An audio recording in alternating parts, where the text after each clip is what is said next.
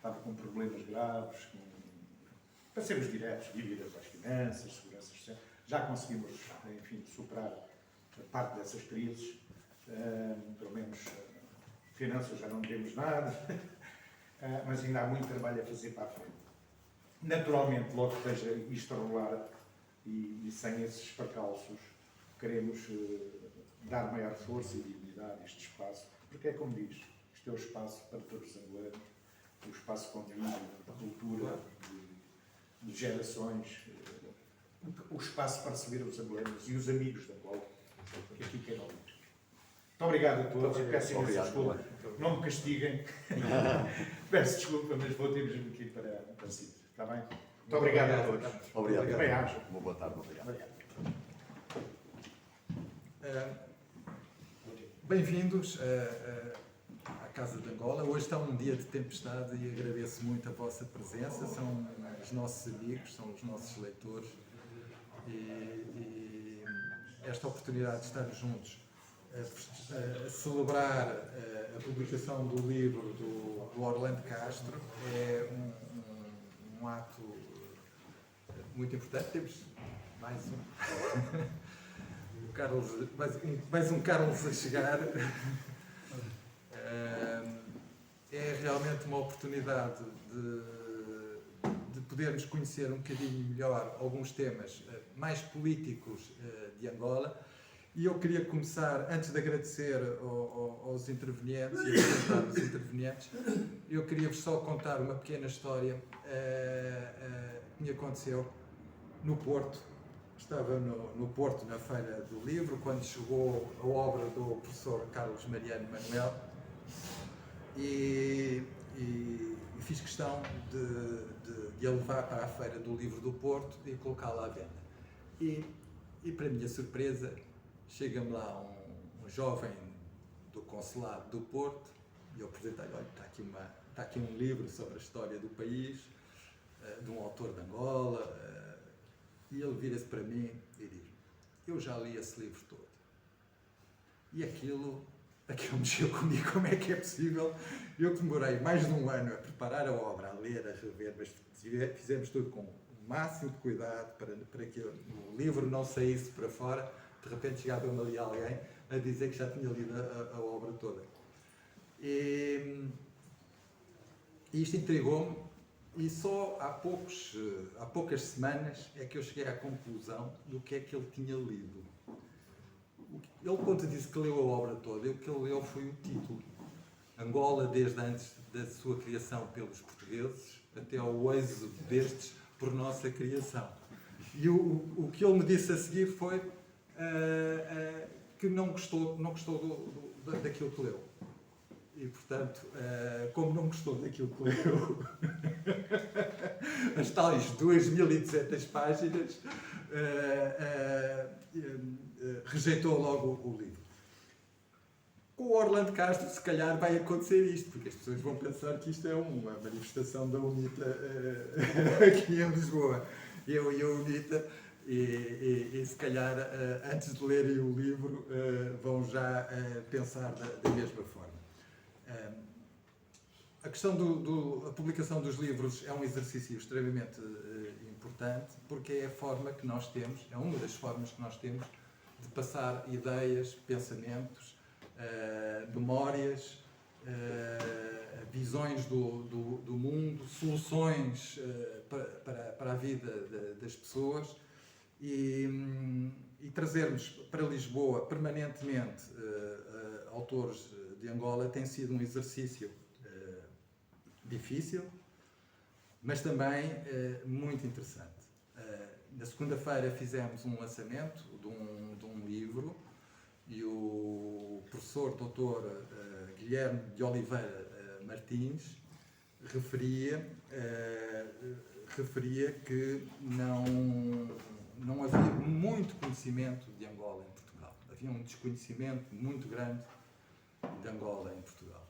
E isto vem reforçar estes exercícios que nós continuamos a fazer, que é trazer angolanos aqui para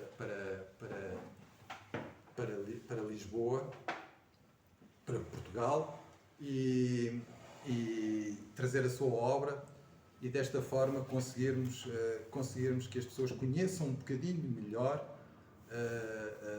Angola, as suas culturas, a sua diversidade cultural e desta forma mantermos as pontes abertas e vivas entre os dois países.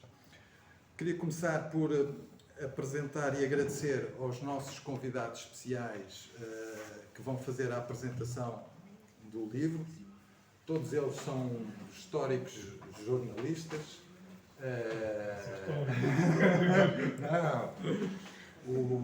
Temos o William Toné, diretor do Folha 8, que irá fazer a apresentação. Ele escreveu o prefácio e é um homem que começou nas questões políticas e nas questões da sobrevivência da vida desde criança. E que representa muito aquelas crianças que entraram na guerra e se tornaram generais e dirigiram países e não tiveram espaço para crescer e para se desenvolver como as outras crianças. Ele tem feito um trabalho muito importante para Angola e para o mundo, porque aqui não estamos só a falar de Angola, os temas que ele apresenta não são só exclusivamente dos angolanos, são da humanidade, e porque são problemas que são urgentes resolver e ultrapassar. E, nesse sentido, é uma honra muito grande para a nossa editora ter o mais velho, William Toné, aqui connosco, e ele vai fazer a apresentação da obra. Depois vamos ter o Cédric de Carvalho, conhecido do processo 15+2, e que é também nosso autor e editor. Nós temos uma parceria de trabalho. Esta é uma questão muito importante porque achamos que somos poucos os que estão a fazer o trabalho de edição para as necessidades que o país tem, tanto em termos de autores como em termos de leitores, que é urgente levar para as escolas e dar-lhes capacidade para poderem ler e obter mais conhecimentos. O Cédric está cá em Portugal. Ele teve que sair do país, como muitos de nós, por várias razões. Fomos, ao longo da história, fomos forçados a sair e a fazer outras opções de vida. E infelizmente ele também vive em Santarém. Espero que o núcleo angolano de Santarém se torne mais forte e também nos represente de uma forma ativa. E para nós também é uma grande honra termos um jovem que tem mostrado sempre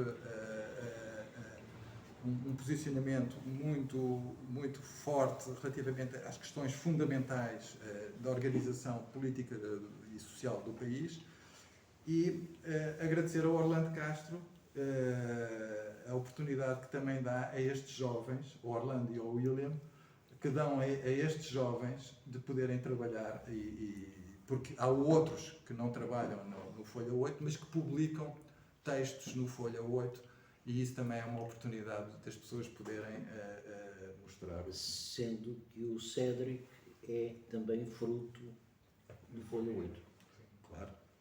Claro. Não sei se já tinhas referido, se tinhas.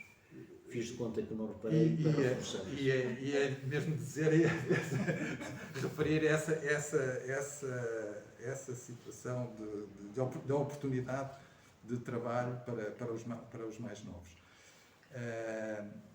Ia se calhar passar a palavra ao Cédric primeiro, e depois ao William, e depois, por fim, ao autor, pode ser? Conta, João Ricardo. De facto, só mesmo com a autorização dos meus bens na mesa que eu podia falar. Isso é assim, não há aqui curvas, tem que ser com autorização dos mais velhos, sobretudo aqui dos nossos chefes indígenas na mesa. Muito obrigado pelo convite para cá estar. Eu não podia. Foi feito um convite, mas esse convite é também uma ordem, né? Porque para estar aqui a falar do livro do tio Orlando, ainda mais ao lado do diretor, assim que eu chamo, o diretor, eu chamo sempre de diretor, eu vice, e do Cota João Ricardo, é uma grande honra para mim. E eu sou o mais jovem aqui nesta mesa, sou jovem, e sou de facto um produto do Folha 8. Dos dois senhores que estão aqui, do diretor e do tio Orlando. Tio Orlando, e isso é uma pequena nota antes de falar propriamente do livro, que é, eu conheci o tio Orlando, comecei a trabalhar com o tio Orlando, conheci o tio Orlando durante anos à distância. Né? O tio Orlando anda exilado no Porto há muitos anos, no Porto dos Hotéis em Luanda. Isto é literal, não pode mesmo, porque há processos judiciais contra o tio Orlando. De modo que então logo pisa os pés, com certeza todos os alarmes vão soar e já não volta ao Porto. Então trabalhávamos. Ele está despertado pelos processos. Pois. Então trabalhávamos imenso à distância, mas destacava-se muito o cuidado, a atenção que o tio Orlando tinha para comigo, enquanto jovem, não só comigo, todos os jovens no Folha 8, não sou jovens. De modo que a boa maneira angolana, eu não tinha como tratar o tio Orlando por senhor Orlando, por diretor. Eu, mais velho, chamava de tio Orlando. De tal modo que até hoje não consigo chamar de outra forma. É tio Orlando, é o nosso tio que estava ali.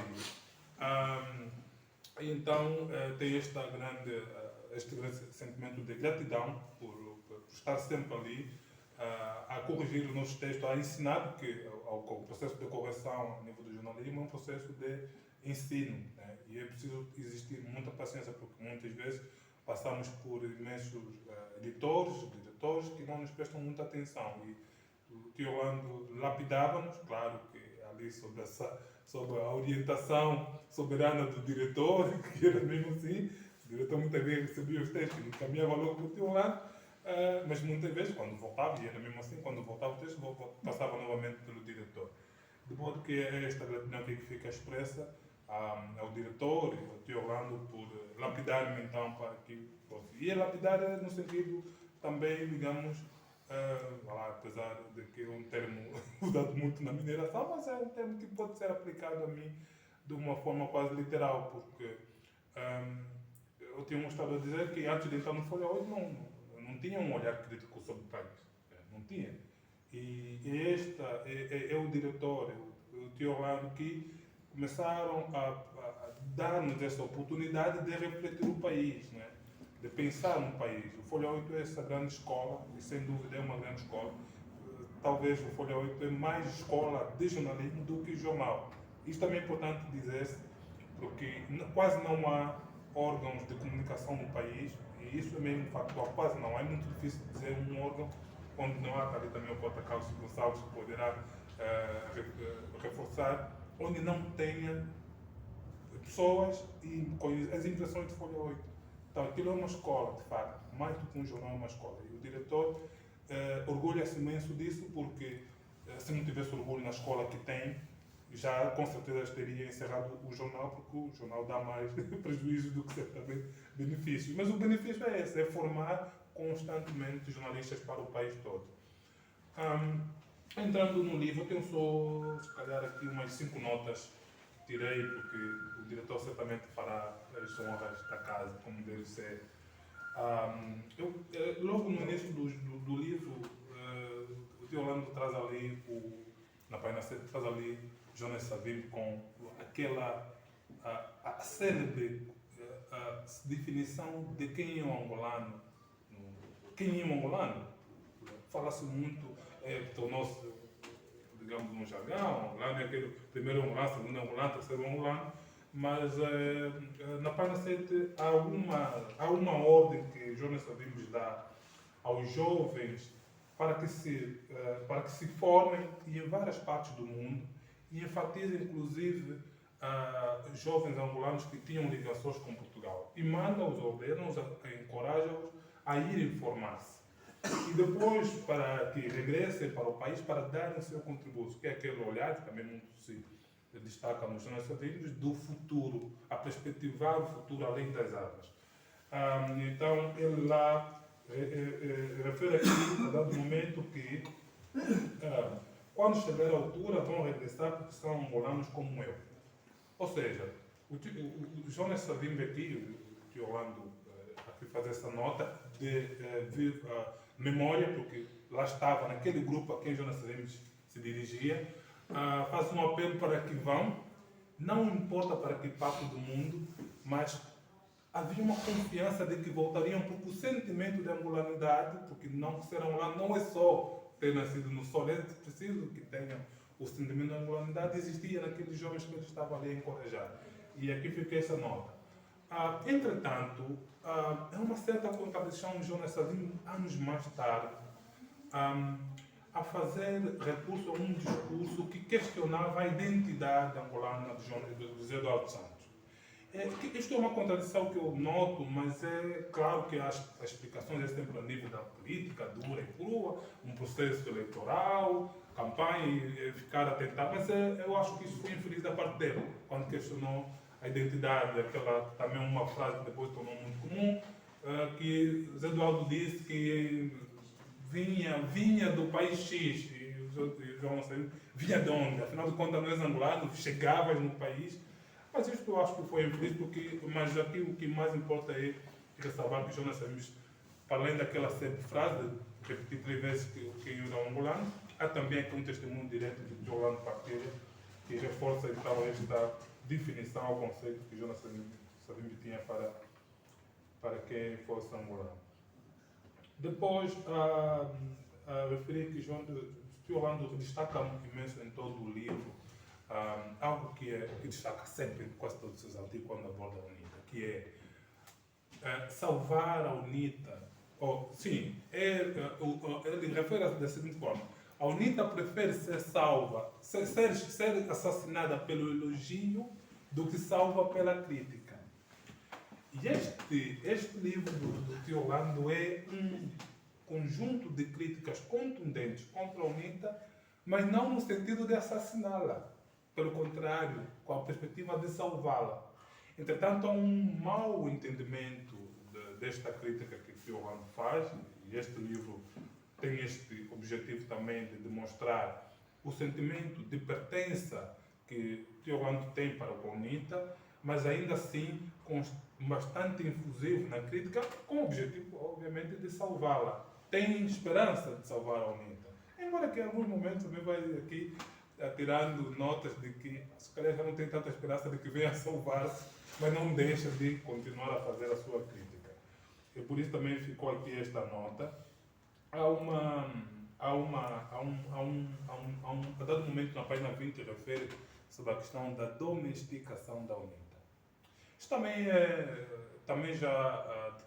eu se calhar também estou a falar muito do tio Orlando, já é comum, e se calhar quem não acompanha muito os textos do tio Orlando pode não compreender, pensando que os seus textos, as suas reflexões são de agora. Não. O tio Orlando vem há anos abordando essas coisas, e uma delas é a questão da domesticação. Então, vamos referir uma coisa que eu gostei e vou enfatizar aqui, que é a UNITA, a dado momento, resignou-se a um lugar que lhe foi atribuído pelo próprio imperador, que é o papel de líder da oposição.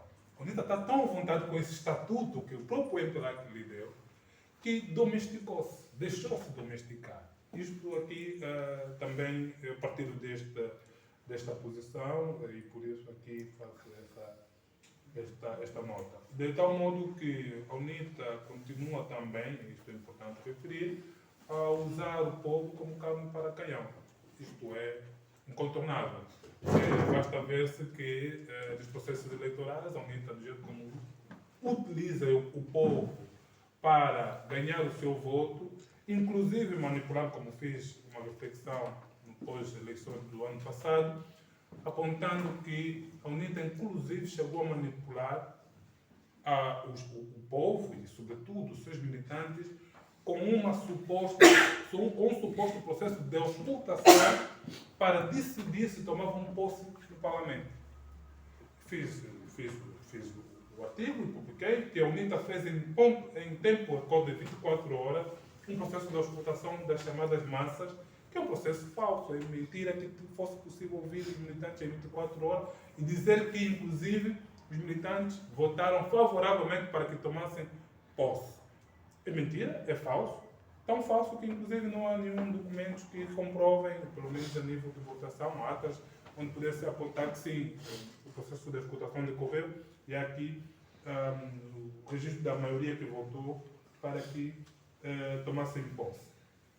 Eu não vou me alongar nesses pontos da tomada de posse, já sabemos qual é o ponto de discussão aqui. E eu concordo também com a afirmação que o Tio Orlando faz, de que a UNITA está mais virada para o seu próprio umbigo do que para a barriga vazia dos angolanos. Isto nesta linha da domesticação. As semelhanças com o MPLA. O Orlando também enfatiza muito isso. Eu acho que, de certo modo, há uma pouca... Eu começo a enfatizar muito isso, que talvez daqui a pouco tenha que abordar isso, se calhar com algum artigo mais pormenorizado, que é as semelhanças entre os dois partidos. O MPLA e a UNITA têm imenso de semelhanças, se calhar o que têm de menos é diferenças. E um desses elementos é exatamente o processo de manipulação das massas, da vontade popular, para proveito próprio. Diriam que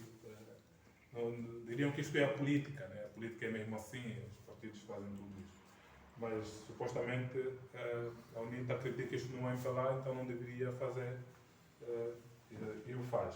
Depois é a violência, a própria violência às críticas, a forma violenta como a UNITA reage às críticas, e o que Orlando é vítima dessa violência, é um reflexo da principal, se calhar, semelhança entre os dois partidos, o MPLA. Se eu gosto de apontar um exemplo, talvez seja mais fácil apontar um exemplo da nossa área ao nível da comunicação social. A UNITA hostiliza e afasta críticos dos seus órgãos de comunicação, que a UNITA também tem, com destaque para a sua Rádio Despertar, da mesma forma como o MPLA afasta críticos da rádio pública. Ou seja, o que o MPLA faz com os órgãos de comunicação pública, a UNITA faz no seu órgão privado. E se a UNITA já o faz no seu órgão privado, nada demonstra que fará ao contrário quando chegar ao poder. Porque isto é bastante sintomático e até muito perigoso. Que se a UNITA hoje afasta dos seus programas de rádio pessoas que criticam a UNITA, e sobretudo os seus presidentes, agora está lá o Roberto Costa Júnior, quando faz crítica diretamente, não me admira que, ao chegar ao poder, vai estender esta mesma prática. Até porque a lógica é muito simples. Quem dirige os órgãos de comunicação da UNITA, tendencialmente irão dirigir os órgãos de comunicação públicos como quando chegar ao poder. E se estes têm esta prática ao nível da gestão da rádio partidária, o normal é transferirem esta prática para os órgãos públicos. Depois já houve algumas discussões entre se é realmente assim linear, que a UNITA vai adotar o mesmo comportamento, e eu respondo que ser democrata se aprende. Fazer gestão de coisa pública ou privada se aprende. E se estão a aprender a gerir a rádio privada daquela forma, não me admira que fariam diferente a rádio. Isto é que me iria admirar que fariam diferente caso fizessem gestão da coisa pública. Porque não têm prática de gestão democrática nos órgãos privados que dirigem atualmente. E como última nota, que é a criação da OAT. Orlando refere isto a um dado que eu não conhecia de todo, que em 1963, com a criação da OUA, Jonas Savimbi foi o presidente da Comissão para os Movimentos de Libertação. Eu desconhecia isto, mas fiquei bastante curioso com este dado e fiz ligação com um outro, que é, se Jonas Savimbi, na altura foi ainda pelo GRAI, não pela UNITA, né? Em 63, a UNITA só 66 é que vinha a ser constituída. Se Jonas Savimbi teve tanto impacto em África, com esta coordenação, a presidência da Comissão para os Movimentos, agora não me recordo o nome exato desta comissão, mas está ali na página 49, eu apontei aqui, permitam-me só, para ser mais exato, referir aqui o nome da comissão, é a Comissão Presidente da Comissão de todos os Movimentos de Libertação de África. Isto é uma coisa muito importante naquela altura para ser dirigido pelo Jonas Savimbi. Mas depois houve um vazio quase total da UNITA ao nível de África. Arrisco-me a estar completamente errado, mas tem aqui na sala um especialista em África, que é o professor Eugênio, que poderá depois ajudar a clarificar se é assim mesmo ou não. Mas há um certo vazio que me constou recentemente, que foi, inclusive, colocado ao presidente da UNITA atual, Alberto Costa Júnior, numa das reuniões de Nairobi, em que ele foi recentemente. Pouco antes das eleições de 2022. E perguntaram então ao Alberto Costa Júnior onde andou durante estes anos a UNITA, que é um partido que, claro, ainda na altura não é um partido, Jonas Savimbi teve muita presença em África, imensa dominação ao nível de África, mas que depois desaparece completamente do mosaico africano. Claro que talvez à procura dos apoios internacionais ao nível da Europa, da América, mas lá está, se calhar ter perdido esta presença em África também fragilizou um pouquinho a própria UNITA, sobretudo no pós-Jonas Savimbi. A força interna regional, penso que também é muito importante. Não podemos esquecer que em 2017 uma das grandes alianças, não sei se é uma grande aliança, mas uma vez lá está, você poderá confirmar ou não, do João Lourenço foi com Filipe Nunes em Moçambique. Fizeram ali uma aliança e fizeram declarações conjuntas, praticamente, a reafirmar o seu interesse em manter a hegemonia nos dois países pelas suas organizações partidárias, chamando, a partir de Moçambique, os partidos na oposição, nomeadamente ao Renamo e ao UNITA, de serem bandidos lumpenos. Estas eram estas minhas notas. Muito obrigado pela oportunidade.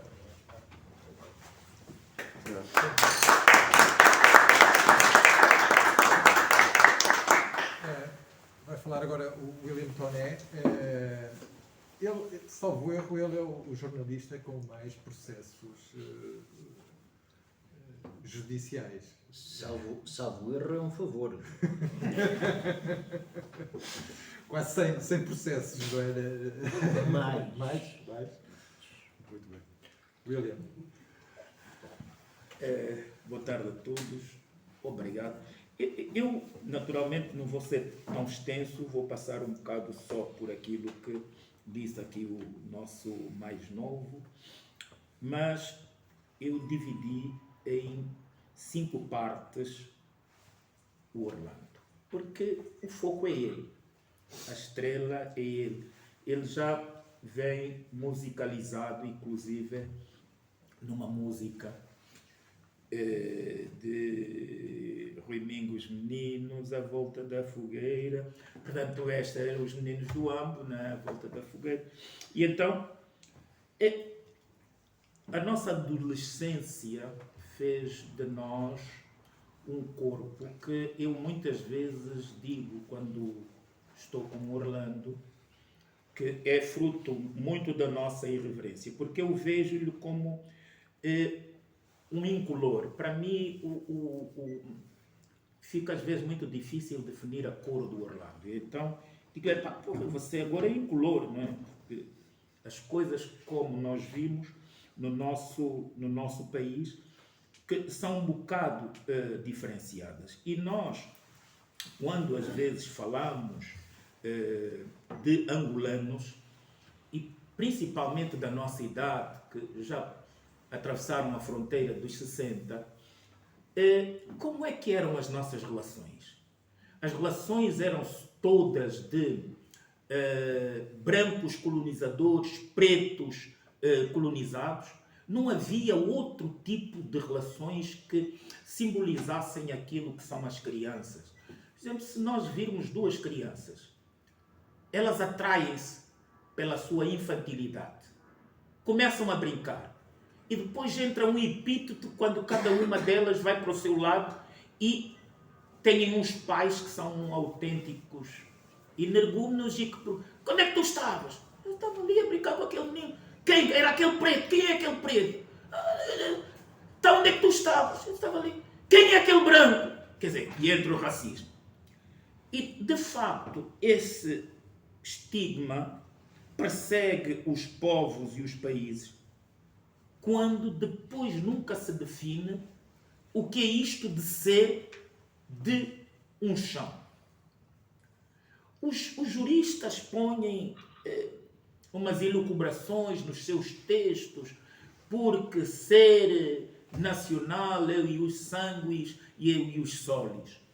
Bom, vimos também que essa realidade, se não for bastante explorada, nem chega a ser nem sanguis, nem solis, apesar do sexo.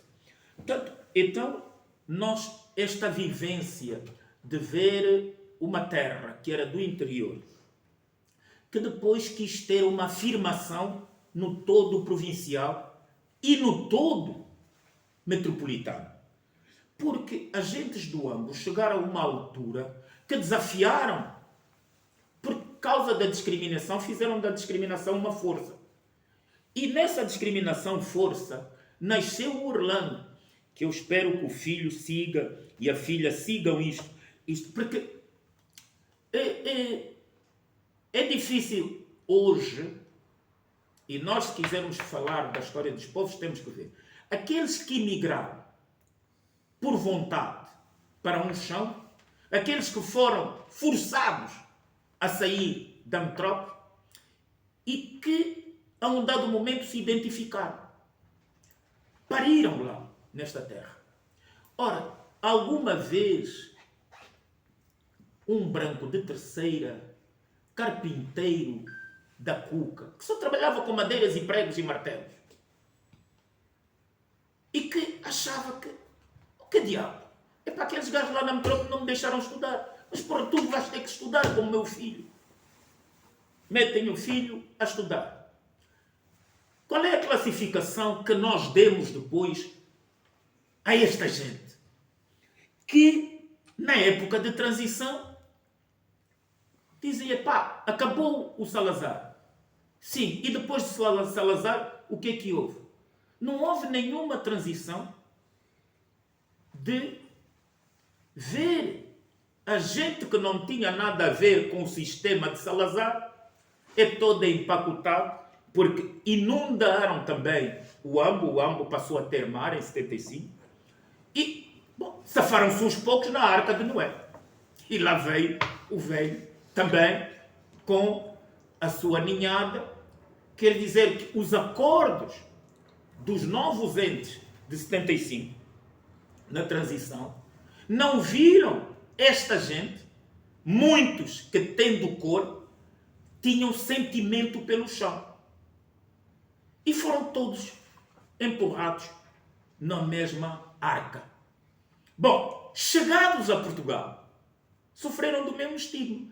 Quer dizer, saem de Angola, como colonizados, chegam em Portugal, naquilo que eles pensavam que era Santa Terrinha, e são retornados.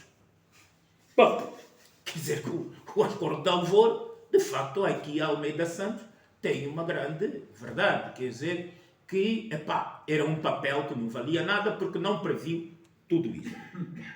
Mas há esta saída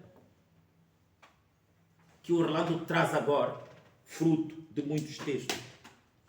O último adeus à terra, que vê-se confrontado a subir num avião contra a vontade para vir para a retornância. Porque ele vem e é discriminado também aqui. Então chega em Portugal na metrô, aqui não podiam ficar, chegam aqui, são considerados ainda brancos de terceira, até o reenquadramento, tinham que polir tudo. E isto reflete-se um pouco nesta obra. Mas esta obra para depois, traído ao alvor, transição, retornados, para no nascimento daquilo que se pensa ser um novo ente. Infelizmente, quem veio e quem ficou não viu o nascimento deste novo ente. E eu participei em 75. Eu, em 11 de novembro de 75, estava em Luanda, comandava já tropas e eu comandei um pelotão de meninos mirins que foram para porta-estandartes do içar da bandeira e fomos aí confrontados com esta nova Angola que passou a residir também na mente do autor. E o que é que nós tivemos em 75? O nascimento de uma república? Não. Começam os grandes problemas de Angola. Quando se transformam os acordos de Alvor entre o movimento das Forças Armadas e os 3 movimentos de libertação, sem se acudir o 4º movimento de libertação, que eram os nacionalistas, os homens da clandestinidade, que não estavam na mata, mas contribuíram para denunciar o sistema, nós tivemos em 75, imediatamente, o nascimento de uma partidocracia. E foi o sucumbir, efetivamente, de Angola, que nunca mais se encontrou. O que é que Angola recebeu em 75? Uma independência material, igual a uma carta de alforria, que receberam os escravos, receberam os colonizados de todas as latitudes. Mas não tiveram o nascimento de uma república. E quem diz isso não sou eu. Não é nenhuma elucubração minha. Basta ver a primeira lei constitucional de Angola, que no lugar de república devia estar partidocracia popular de Angola. Porque esta lei constitucional, veja, quem sustentou o MPLA nas cidades foram os movimentos clandestinos. Ele não tinha força por si só. Teve medo dessa força que encontrou nas cidades. Nós tivemos mesmo medo, essa é a grande verdade. Então, esta lei constitucional foi aprovada exclusivamente pelo Comitê Central do MPLA. Ora, poderia ter esperado umas horas para ser promulgada pelo Presidente da República Popular de Angola. Quem é que promulgou? O Presidente do MPLA. Basta ver o artigo 60. Quer dizer, não pode ter sido o nascimento de uma república. E este texto constitucional foi emprestado ao resto do país até 2010. Vejam, de 75 a 2010, portanto, 2010, Angola não teve uma Constituição republicana. Tinha uma Constituição partidocrata. E esta nova enferma dos mesmos defeitos, de que o poder está centralizado todo numa pessoa só. Porque era assim. O MPLA ousou quebrar todos os mitos do direito mundial. E isto vocês encontram das mais variadas formas nesta obra. Quebrou um homem que o Charles Louis de Secondá, que disse que a República tem que ter 3 órgãos e tal. O poder tem que ter poder legislativo, executivo, judicial. Para o MPLA isso não conta. O MPLA criou 4 órgãos. É o único país que nasceu com 4 órgãos. E o 4º era, na verdade, o primeiro. Nesta própria Constituição está lá algo que é difícil de perceber. Um Conselho da Revolução. E o Conselho da Revolução tinha o poder executivo, legislativo e judicial. Quer dizer que o Orçamento Geral do Estado era aprovado pelo Conselho da Revolução. As principais leis, as exonerações, tudo pelo Conselho da Revolução. Bom, e chegamos nesta questão agora da raça. E por que a raça é importante? Por que a raça era importante na geografia? Alguns políticos e também nós jornalistas, muitos ainda pensamos que a Terra é plana. E na discussão dos temas valoramos muito, de facto, esta questão, porque os países onde a multirracialidade existe, as minorias e as maiorias são muitas vezes aproveitadas por quem tem o poder. E na nossa terra, infelizmente, é assim. Há vezes que dá jeito ser amigo de um bom branco, ser amigo de um mulato. Dá jeito. Para dizer, olha, está a ver, os melhores para governarmos e tal, somos nós, o Orlando, tem um amigo, eu tenho um amigo branco, o Orlando e tal, comigo e tal. Pronto. Dá jeito, a fotografia está aí, mas Angola até hoje ainda não discutiu o problema da raça. E este é um dos problemas também, que faz com que, quando quem está no poder precisa de alguém para colocar numa grande empresa, vai buscar brancos de outra latitude. Está a ver? Bom, mas se é branco por branco, nesse racismo incubado, por que não pensa no nosso branco? Está a ver? Por quê? Porque nós não discutimos isso. O que é efetivamente ser angolano? E é esta questão da raça. Não foi nunca resolvida. E a prova de que o MPLA é um partido racista, que é um racismo incubado, que diz, aqueles gajos da UNITA, da FENELA, comem pessoas e são racistas e tal. Durante gerações e gerações cresceram com essa ideia.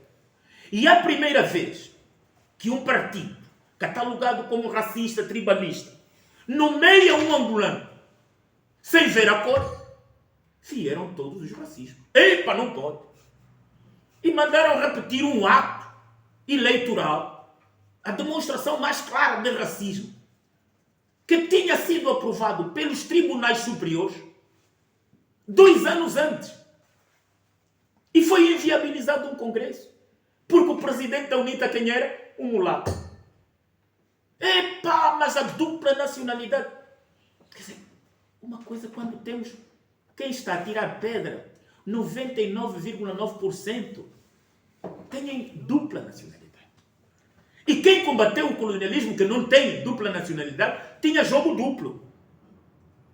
Porque no Congo ninguém poderia estar com a documentação de Portugal. Não é? Bom, então chegamos na altura de que é preciso compilar. E compilar é o quê? Os nossos sentis, o nosso gemer. É este nosso ser, o nosso poder, o nosso hoje. O que é que hoje nós queremos? Por que que, por exemplo, muita gente não sabia. E vou falar porque ela agora está na moda. Quem deixa cair um governo em Portugal em 2023 é um angolano. Quer dizer, alguém iria imaginar isto? Que o governo de António Costa cai por causa de um angolano? Mas que diabo é isto? E todo mundo vai ver, quem é este angolano? Procura lá um gajo escuro. Não tem escuro nenhum. Mas então quem é o angolano que deixa cair este governo em Portugal de António Costa? Foi apanhado nas escutas. Eu vou falar com o António. Eu vou falar com o Costa. E todo mundo, Ministério Público, António e Costa, só pode ser o primeiro. É o António Costa e Silva, que é angolano. E é branco. Quer dizer, está a ver? Tudo isto mostra a tese de como é que nós imigramos sendo discriminados. Não muitas vezes pela nossa tese, mas às vezes pela convicção que temos do chão em que nascemos. E é por isso que hoje nós temos jovens como o Cedric, que é preto, que está na imigração. E que eu podia estar. Ora, o António Costa e Silva é angolano, trabalhou lá, esteve no 27 de maio, foi forçado, esteve preso, foi forçado a sair. E torturado. Exatamente. Ora, então, há pouco tempo, nós temos empresas, estamos a ir buscar estrangeiros incompetentes e nós fizemos um concurso. Olhem a riqueza que está aqui nesta sala, que nasceu naquele país. E é isso que eu disse. Porra, Orlando, tu és o incolor, cara. Nem branco és, cara. Os gajos precisam de um branco, tem que ir buscar a outras latitudes. Façam um concurso e ponham todos os angolanos. Porque somos o quê? Somos multirracial. Para fazermos o quê? Para igualarmos ao Ghana. O Ghana. E só muito mais tarde, Mandela, porque um Nkrumah resolveu esse problema. Quem é da Gold Coast? O que é ser Gold Coast? Vamos olhar para alguém pela cor para o definir? Não. E então, é o primeiro país africano onde é que a maioria tem a tez escura, mais escura que dos angolanos, que teve um presidente que deu, antes de chegar ao poder, fazer 3 mandatos, ou 4, deu 7 golpes de Estado. E não era preto. Jerry Rawlings, no Ghana. E o Ghana não tem esse problema. E saía com o seu saco de plástico, isso que Boris Johnson faz agora, imitou no Jerry Rawlings e não sei o quê. Portanto, é isto que a África tem que discutir e é isto que este livro vos faz uma peregrinação por este país, por as ideias que nós devemos portar, por aquilo que nós somos e queremos ser. Finalmente, porque a estrela é o meu mano Orlando, é que nós hoje temos uma luta, a luta existencial. Angola está num momento bastante crítico. E todos nós, aqui no exterior e em Angola, devemos fazer uma corrente. Eu penso que não é avisado. O exercício da democracia é muito complicado. Eu faço um exercício de democracia todos os dias com Orlando. É a coisa mais tacanha que pode existir. Talvez por isso ele é meu amigo. E nós estamos em conflito. O Orlando não gosta de um amigo meu e ele diz, e eu aturo, porque é a democracia que nós temos que estar a implantar. É esta relação. E falta esta convivência dos diferentes quando pugnam por um objeto comum. A melhoria da informação, a melhoria do país, um desenvolvimento em que todos nós nos possamos harmonizar. Hoje há muito de igualar o MPLA e a UNITA. Eu penso o contrário. Cada vez que nós fizemos essa comparação, estamos a fragilizar. Porque nós queremos exigir à UNITA aquilo que ela nunca teve uma bacia, nem bacio. Nós hoje temos nas nossas casas o que não tínhamos quando nascemos. Nós não tínhamos suítes. E eles a suíte têm casa de banho. Nós tínhamos bacio, eram as nossas suítes. Tínhamos bacio dentro de casa. Ora, a UNITA nunca geriu nada. E o problema é dizer, nós o povo, o que é que fizemos? Quando notamos que o nosso voto foi roubado. Por que é que exigimos a um partido quando não nos exigimos? Nós temos um caminho longo a percorrer. Resistir a que não fiquemos na imigração, uns. Depois, resistir e ensaiar. Até hoje, desde que se abriu o país, para nós termos noção e capacidade crítica, é dizer, quando é que nós fizemos uma manifestação de 4 horas? Nunca. Então, quando é que nós nos preparamos com o nosso farnel para ir a uma manifestação no dia seguinte? Nunca. A nossa manifestação tem hora de saída e tem hora de término. Então, o problema não pode ser, se nós queremos nos distanciar de um político, não podemos dar a liderança de novo a um outro político. Principalmente aquele que não teve. Porque é a mesma fragilidade que nós tivemos em 75. As comunidades que estavam nas cidades, e o Figueiredo está aí, é responsável disso, pensaram que os irmãos Cambutas eram os best-sellers. Acho que uma capacidade fora de série. Não eram nada. Nós só geríamos cubatas e mal. Portanto, os nossos jovens do século XXI querem repetir a mesma dose. Não. O voto é de cada um de nós. E habituemos-nos, nós, primeiro, a fazermos uma crítica sincera. O que é que eu fiz? O que é que eu consegui na selva que é esta política enfrentar o leão ou os leões? Este é o caminho que eu tinha para falar de Orlando, da sua obra. Isto tudo é parte do seu pensamento. Nós estamos juntos desde o AMBO, o bairro académico, e das poucas pessoas que conhece, as carpintarias do velho, que bem falta hoje nos fazia. Muito obrigado e desculpem pela demora.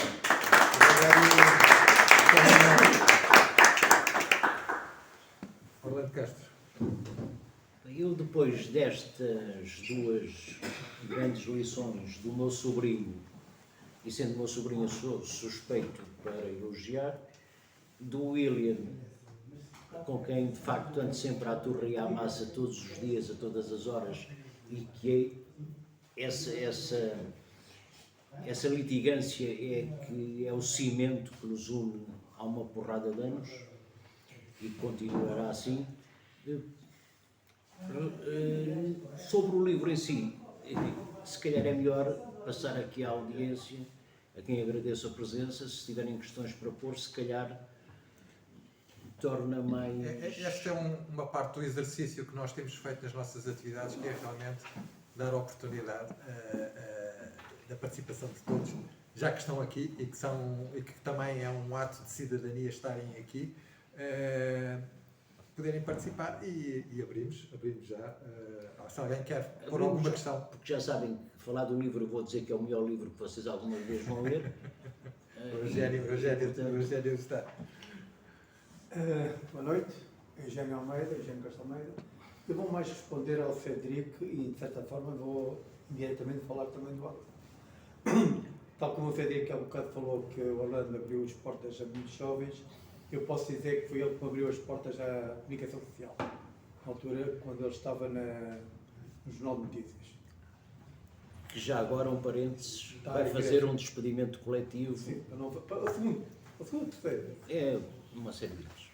Tu foste no Luís Alves, umas vezes, portanto agora estão mais, já houve um intermédio, agora este é o maior. Frederico, eu, se permites, Orlando, eu respondi e de certa forma respondo também a ti. Porque percebi que no livro, que ainda não li o livro. Há bocado que me fez folhear o livro e logo começo a ver os meninos do âmbito desisti. Pronto. É a velha mania de que tem eu de ser o âmbito é que é alguma coisa, mas nunca passou de uma terceira cidade. Mas está bem, então vamos a terceira, a segunda. Xavier, deixa o pessoal desabafar, deixa-os desabafar. A segunda era o Bito. Não era nada. Deixa-os desabafar. O âmbito tinha 65 mil habitantes e o Bito tinha 40 mil. Tantos? Essa disputa ficou desenvolvida na década de 60, quando o âmbito ficou largamente do Bito. Bem, agora um parênteses, não é em vão que o nosso comandante queria a capital de Angola, a capital de Portugal no centro do Isso é outra Império coisa, isso é e a outra capital do coisa. Império na cidade do Amo, não é? Nova Lisboa. Pronto. Sim, mas isso é outra coisa. E que o João Lourenço Agora, em queria a termos de- Califórnia lá, não é? Por termos de- Califórnia é Miguel. Grandeza era o homem da nação, indiscutivelmente. Pronto. Houve umas veleidades do dito de se arrogar a segunda cidade, mas isso era uma... Deixemos com essa quimera. Não. Deixemos com essa. Bom, voltando à questão, agora falando de sério, a UNITA perdeu 4 grandes amigos. Foi Boni, Omar Bongo, Nelson Mandela e Ação Segunda. Quando estes 4 desapareceram, a UNITA desapareceu porque a UNITA tornou-se claramente um partido que tentou se aproximar demasiado do estilo ocidental. Bem, a Volca UNITA pertence à Internacional Cristã Democrata, salvo tomar um falho. Entrou ainda antes do MPLA ter entrado na Internacional Socialista. Não, foi o contrário. Foi o contrário? Ok. Pronto, mas a minha dúvida é essa. Portanto, essa foi uma das razões que a UNITA, de certa forma, entre aspas, desapareceu. E depois a UNITA teve um problema de que eu e o Orlando chegámos a sofrer, em que tinha o seu site, o seu portal, digamos assim, estacionados na Alemanha. E da altura eles acharam que nós éramos demasiados incompatíveis para, de vez em quando, lá aparecermos no site. E parece-me que tudo isso fez esvaziar a UNITA um ponto de vista internacional. E depois a aproximação, e depois é preciso dizer uma coisa, não é? Quando se gasta 15 milhões de dólares anualmente para um lobby, alguém vai ser prejudicado. E eu, nesse aspecto, a UNITA foi e não soube, o Irene aqui tem toda a razão de dizê-lo, não soube nem ele, na parte da Fernanda, nem a UNITA, nem a oposição, digamos, angolana toda, no geral. E nós todos fomos culpados. Soube dar um passo em frente. Portanto, quando isso não acontece, como é que costuma dizer? Quem não é visto é esquecido, não é? Assim, mais ou menos, que é a situação. Foi esse o problema da UNITA. E enquanto foi, e refiro, perdeu o Fuego Bogani, Omar Bongo, Nelson Mandela, com quem vocês devem saber, José Eduardo Santos chegou a ter um quid pro quo bastante forte, principalmente porque Nelson elogiou Savimbi, e o rei da Marroquina, Ação Segunda. Eugênio, há só uma coisa que é preciso ver. Mas até o último momento, o grande problema é que quando começaram as sanções, a África liderou contra a UNITA, por fragilidade e dependência dos Estados Unidos. Mas o Savimbi, o prolongamento, deslocou-se do sul, da África do Sul, e veio para o leste. Para ver, e tu não falas, que só tem casa na Zâmbia Kenneth Kaunda. Quem deu a casa, Kenneth Kaunda, depois de sair do poder, já estava a ser perseguido pelos MIGs governamentais, porque o seu homem na Zâmbia, uma vez, o Kavanaki, veio dizer que o velho Kaunda tinha ido para a casa da tia, mãe, no subúrbio. E Jonas Savimbi mandou o Kavanaki procurar uma casa que fosse emblemática, compatível com a dimensão de Kenneth Kaunda, que tinha ajudado a UNITA, após aquela prisão inicial, aquele folclore de prisão para ele poder ir lá para o norte. E o Kavanaki apresenta uma casa. Qual era a casa? Era uma casa denominada Casa Branca. Daí depois, Casa Branca. E essa Casa Branca era um imóvel que Kenneth Kaunda tinha dado ao ANC. E mesmo já a África do Sul, em liberdade, nunca penhorou ou nunca retirou este bem. Ora, e o Jonas Savimbi da Mata entra em contato com a ANC. E era o presidente Mbeki. E o Mbeki disse, porra, mas como é que este gajo está a ser perseguido quer comprar uma casa que é nossa e não aceitou. Foi em parceria que eles compraram a casa, 2 carros. A UNITA comprou um dos carros e uma carrinha para dar dignidade ao Kenneth Kaunda. Outra das relações com a África. O Mobutu não foi apanhado vivo pelo Kabila pai, porque a última da hora, o avião que foi buscar o Mobutu foi o Antonov, que estava a serviço da UNITA. E que o homem pagou mais aos russos para se arrojarem e aterrarem. Tanto é que o Mobutu leva 2 Mercedes dentro do Antonov, com os poucos 12 que ele conseguiu levar. Portanto,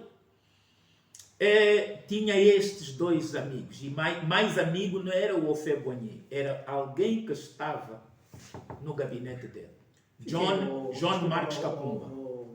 Will, quando eu digo Houphouët-Boigny, estou Ok, a mas chamar foi, as pessoas, foi. não é? Que eu também dentro do ANC, o Sabino também tinha outros amigos. Exato. não é?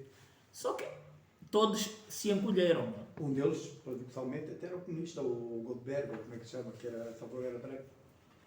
Foi acho que foi um dos líderes da Um CISA. Joyce Love. da nação. Não me lembro agora o nome dele. Mas vê agora, isto é normal. Quando estiveres a falar do Zé Eduardo dos Santos, daqui a um dia, vais ver quais são os amigos em África que ele andou a financiar o desafio e que lhe fugiram. Os gajos que ele tornou bilionários em Angola e que... Não é? O único gajo que ele deu tostões e continua a defendê-lo é o Orlando Castro.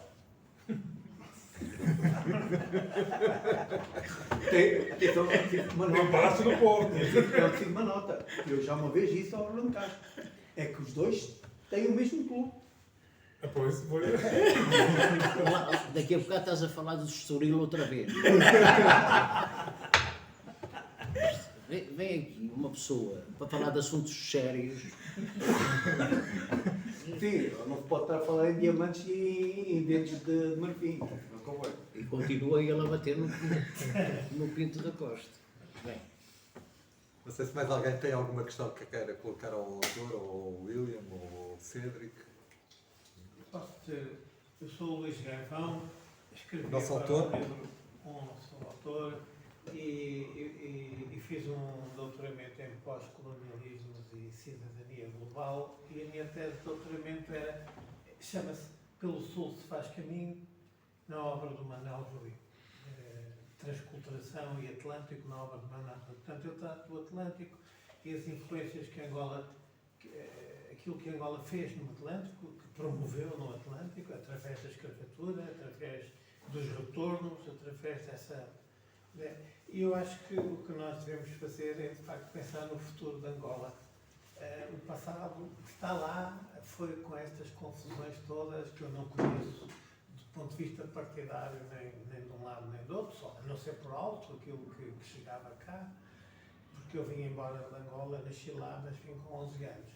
E portanto, eu acho que nós devemos fazer é pensar como é que se pode dar a volta a toda aquela sociedade e fazê-la pensar e fazê-la, portanto, considerar como foi este passado, assumir isso e, com os seus próprios meios, sem receber, enfim, tudo aquilo que o Ocidente, no fim, lhe dá, quer seja da parte liberal da Europa Ocidental, quer seja da parte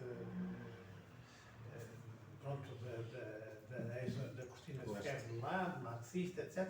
Porque nenhuma dessas soluções serve à África e Angola também não.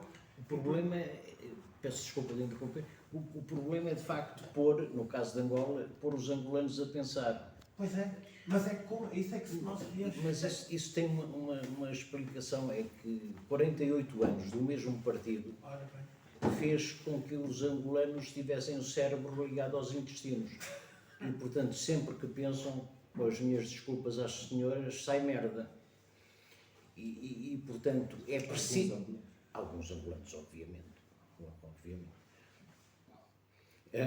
Portanto, eu quando faço este desafio e uso normalmente uma linguagem um bocado violenta ou truculenta, é exatamente para espevitar os angolanos das diferentes gerações a usarem a capacidade de raciocínio para pensarem, para irem além do óbvio que diariamente veem nisso. E eu faço um esforço e sinto-me de alguma forma recompensado quando vejo, por exemplo, o caso do Cédric, que tem o cérebro no sítio certo e pensa, como se viu até no comentário que fez, muito para além do óbvio. Quer dizer, pensa, conclui, confirma, faz contraditórios. É desta gente que nós precisamos. E nós precisamos, sobretudo, desta gente que, curiosamente, não está no país. Esta gente está, sobretudo, na diáspora.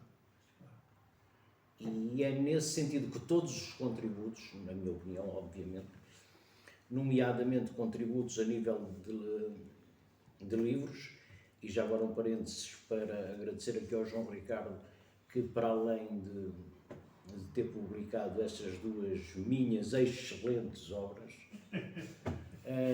é a editora que mais faz em Portugal pela literatura angolana e, em particular, e lusófona em geral, e que, portanto, merecia uma condecoração, mas isso são outras lutas. Mas acho que sim, o seu raciocínio estava, de facto, seguro.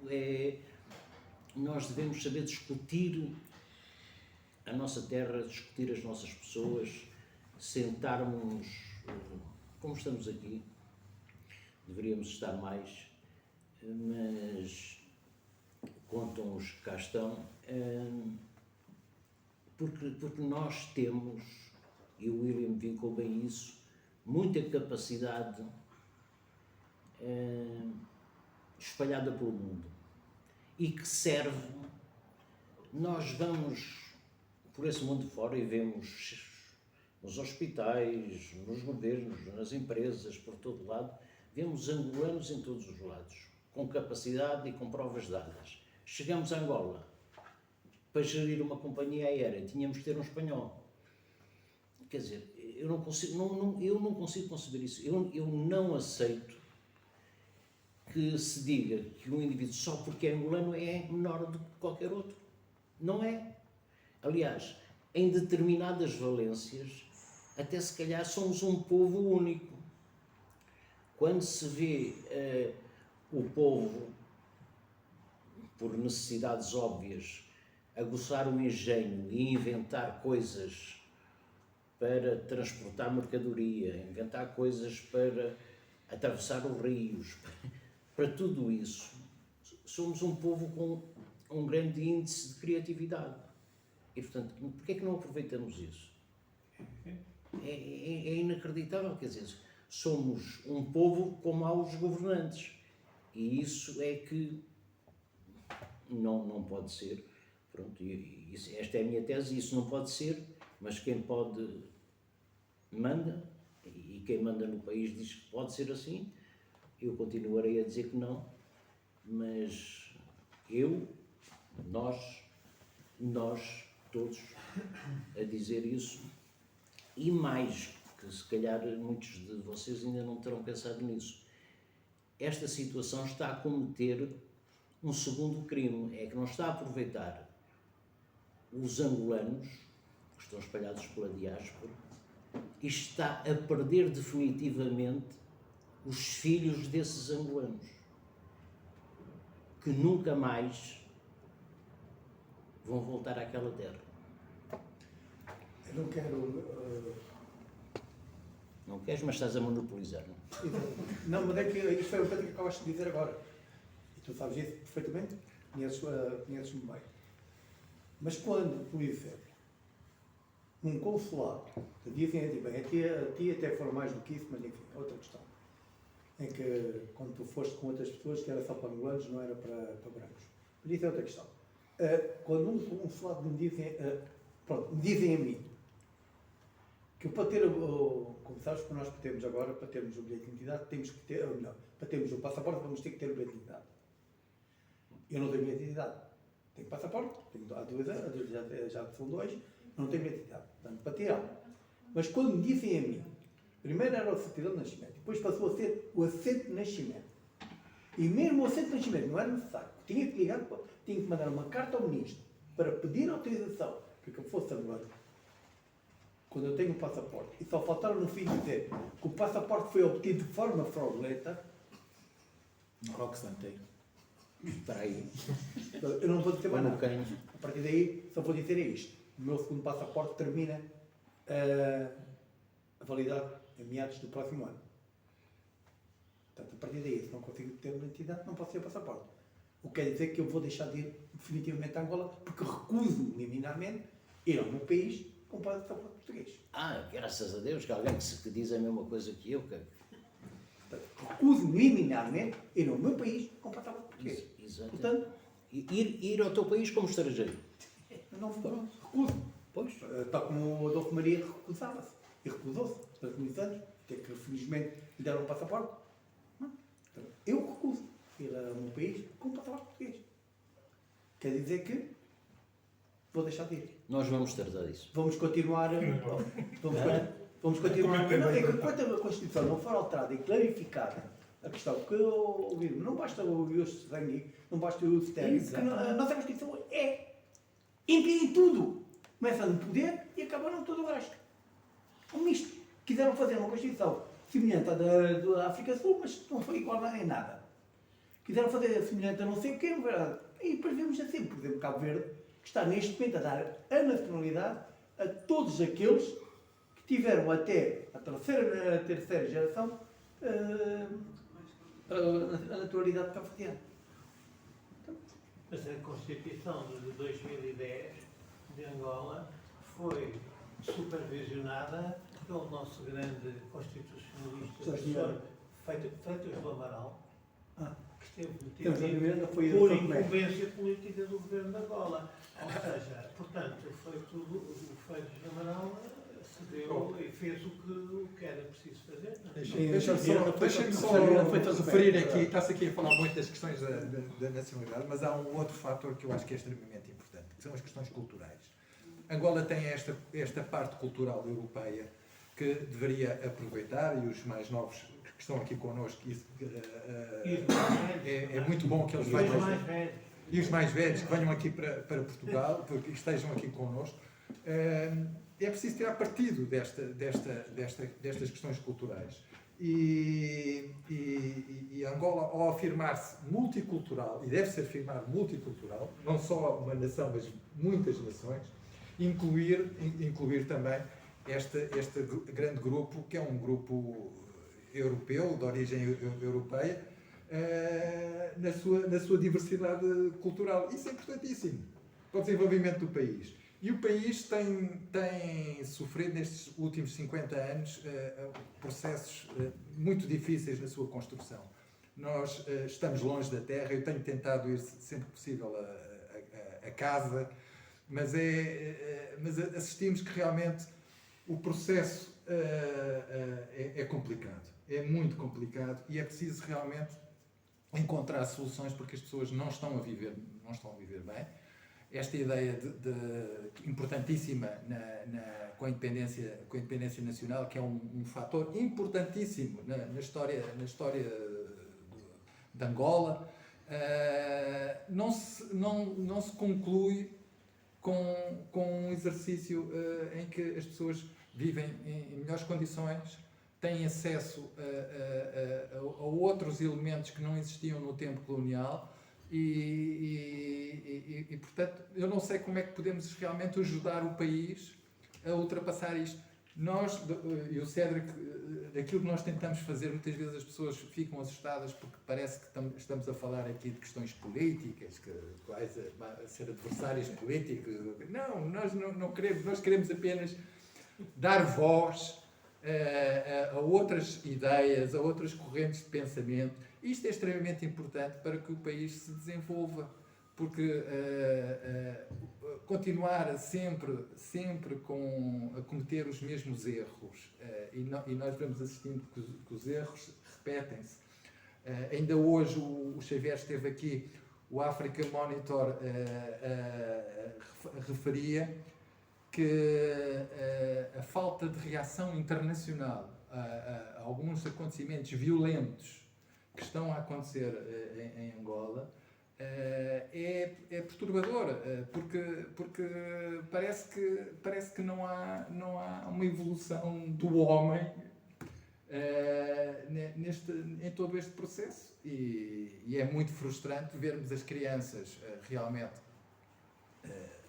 na rua a comerem ou a apanharem os alimentos dos caixotes de lixo, ou beberem água da rua, como em Luanda, como eu assisti, ou crianças que estão fora do sistema escolar, muitas crianças, mesmo muitas crianças, milhares de crianças que estão fora do sistema escolar, os pais não existem formalmente. O país, e aqui o país não é o Estado, somos todos, são todos os angolanos, não deviam pactuar com isto e deviam ir para a rua, nem que fosse ao fim de semana, colaborar no sentido de realmente transformar e acabar, erradicar com estas questões, porque se não erradicarmos a pobreza,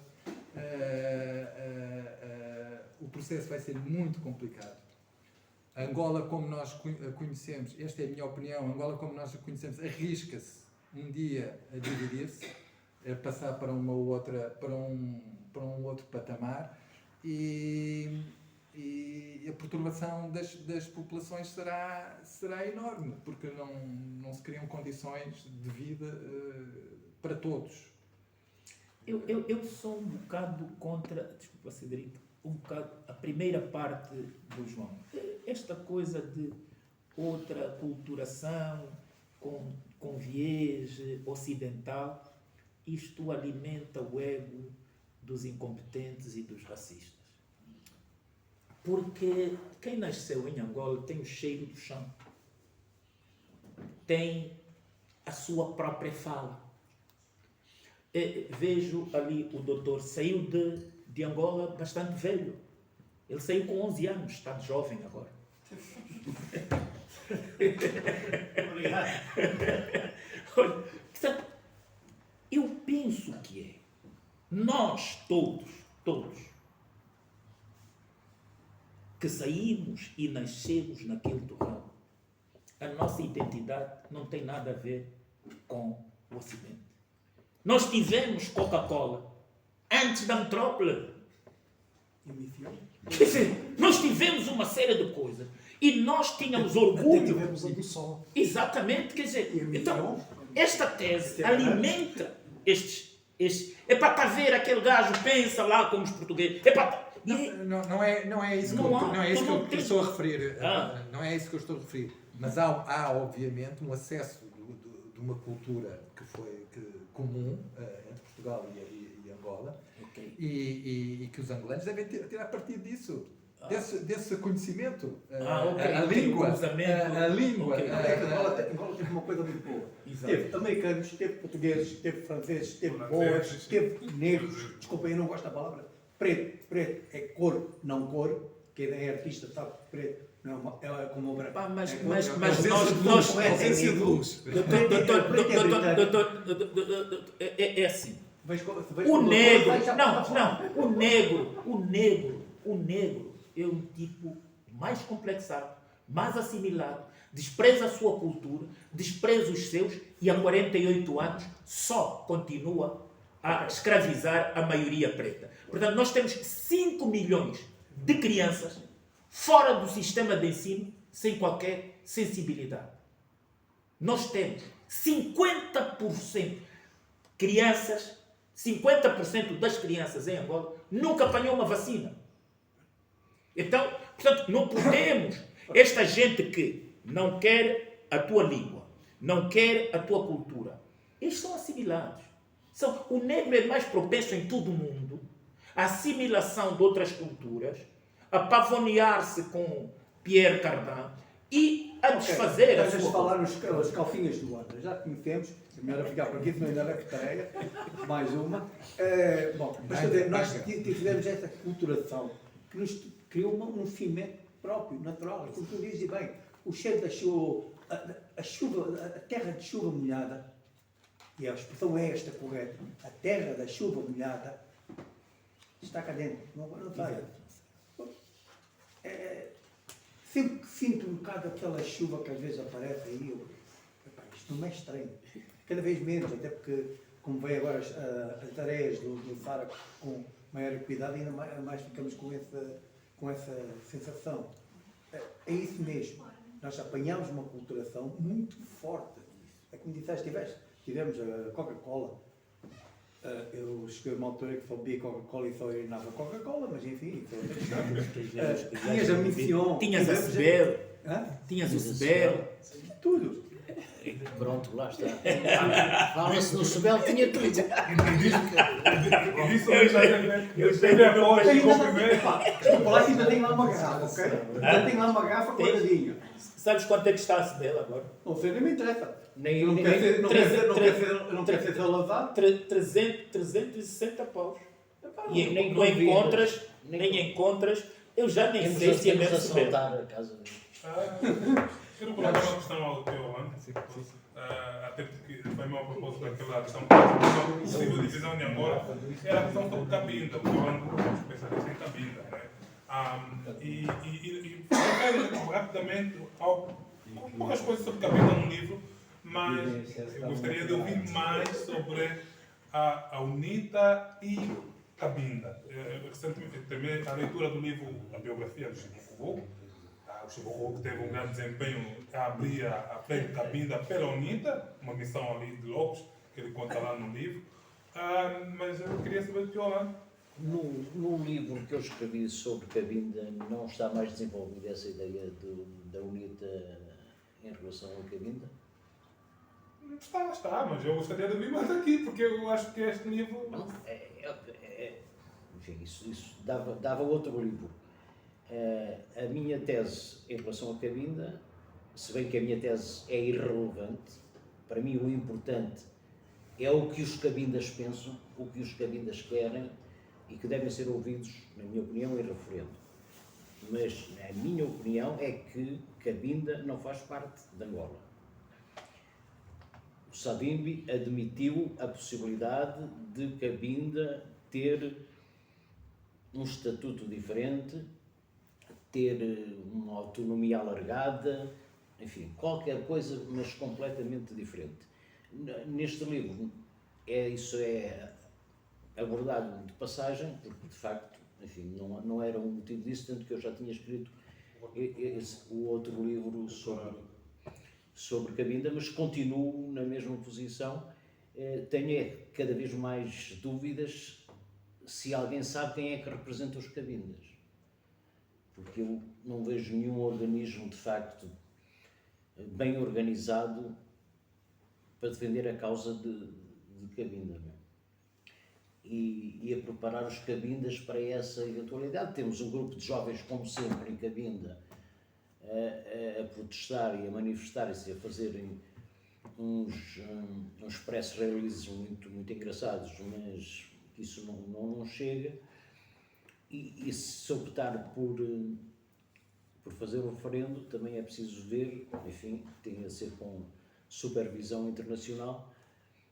Embora o William não goste disso, eu acho que teria de ser uma supervisão ocidental, porque não temos gente independente em África, a União Africana, etc. Não temos gente séria para fazer esse tipo de referendo.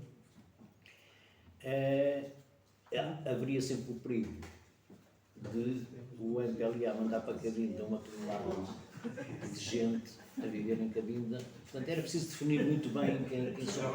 Mas uma supervisão, só para rebater esse ponto da supervisão ocidental, também não dá grandes garantias. Portanto, é que as eleições têm tido supervisão ocidental, tem lá sempre uma meia dúzia de supervisores ocidental e carimbam que o MPLA está. A supervisão às eleições de Angola são cipaios